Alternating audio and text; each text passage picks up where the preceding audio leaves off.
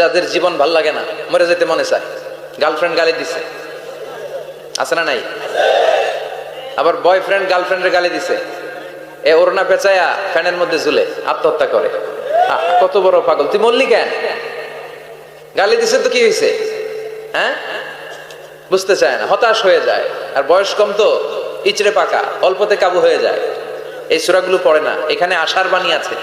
আজকে আমি জানি কথা শোনাবো আপনাদেরকে, শুরুতে আগে সংক্ষেপে বলে দিই। এই সূরার মূল কথা হচ্ছে, মানে সেন্ট্রাল থিম বা সাবজেক্ট ম্যাটার, সূরাতুদ দোহার কেন্দ্রীয় আলোচ্য বিষয় হচ্ছে নিরাশ হবেন না, হতাশ হবেন না, হাল ছাড়বেন না, ভরসা রাখবেন কার উপর?